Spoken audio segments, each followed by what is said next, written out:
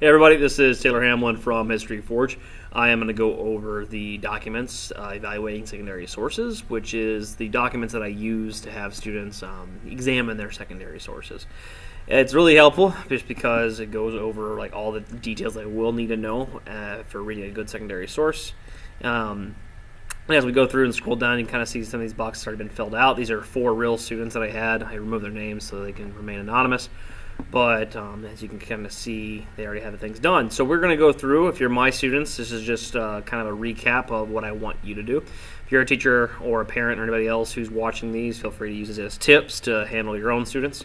Kind of going through, the first question says, write down the citation information in the box. This one is beautifully done. It says, my source is called Civil War Battlefield Surgery. If you look at the others, they're probably going to be about the same.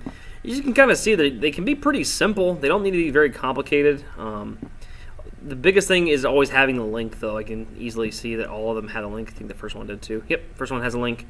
And so does the fourth one. So as you can kind of see, they all have links. They all kind of go into detail at different levels. This one, is even going above and beyond, I would say, with the bullet points, but it is very well done. So if you want to reach for that level, definitely do so.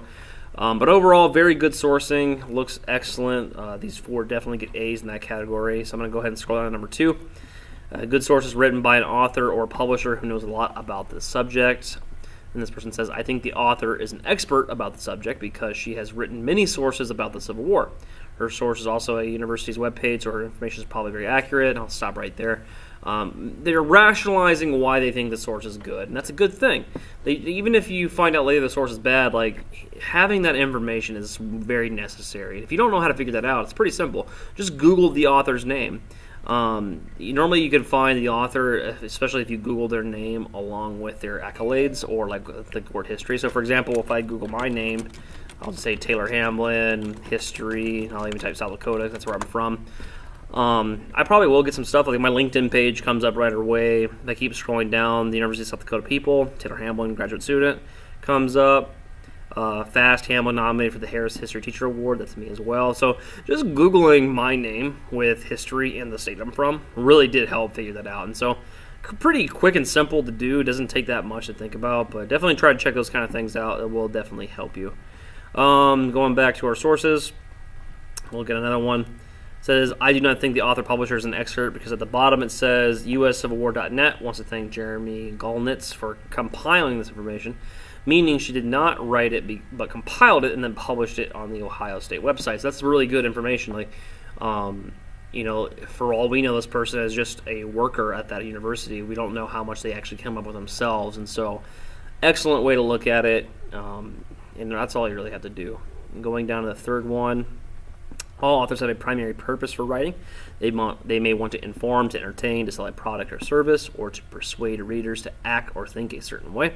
Describe the author's purpose in writing the source. So write down basically the main argument. What is the point of this argument? Why are they doing this? And as you can see here, it says the author's purpose for writing the source is to inform. I know this because in the source, author does not tell a story or add entertainment or try to sell me a product or get me to buy a product. She also doesn't try to persuade me to think away, just gives me the information about the surgery and the Civil War. And that is a good point. There probably is a main argument, though, a main point that we could find out. But for the most part, they are doing a very good job of saying, there's really no bias here. Number 3 here for another student. They said the author's purpose in writing the source is to inform people about westward expansion and how westward expansion played a part in making the U.S. what it is today. Perfect. Because that is part of the author's perspective and main point. And so the fact that they're telling us that is excellent work. We want to know the main point. And a lot of times the main point can be found by looking at the section title. What is the article about? That should be a really good clue as to what the main point is. And just coming up with a couple lines that say that would be great work. All 4 of these students can just copy and paste these paragraphs right into their future project because they're their words. So they're saving themselves a lot of time now by doing the analysis now. Or they can just do, they can just copy and paste these things in later and focus more of that future time on, finding more evidence, trying to create better paragraphs or to argue better. So let's go ahead and move down. If I scroll down, you'll see now the second part is how below write your notes about the secondary source. Write direct quotes, partial quotes, paraphrases, and summaries. We've went through this in class where we talk about what these 4 different things are. As you can see, this very first part looks to be a direct quote. And below it, they actually write in parentheses, in italics, what their words, like what they think it means. And that's exactly what I want. Write a quote and then write what you think it means. They keep on doing this, it looks like, with a lot of direct quotes. And so this is really all you need. They only have two big quotes, and then they have a summary at the bottom. Perfect, though. It's exactly what I would look for. You don't need to go any more complicated than that. Let's take a look at another one. I haven't looked at this one yet. We'll scroll down. Again, they kind of reversed it. They italicized the quotes, and I personally don't care how you do it. If you're my student, I don't really have a method that I want you to use. I want you to use the method that best fits you, that you understand. As long as you get it, I don't care. In this case, this person looks like they italicized their quotes, and then they write in bold and bullet points their points of view. But again, this is what would get you full points. This student is going above and beyond as well. A lot of good information here that they're definitely going to be able to use in the future. And let's go ahead and go back now. Let's look at the other ones. Ooh, this one even organized it based off what kind of thing she's using. So we got notes, direct quotes, partial quotes, paraphrases, and summaries. All really good things that we can easily use. Going down to the very last one, again, we have organized by bullet points. These are all pretty great. I would give all these full credit because they're actually doing the quotations and they're explaining why they are important. That needs to happen every single time.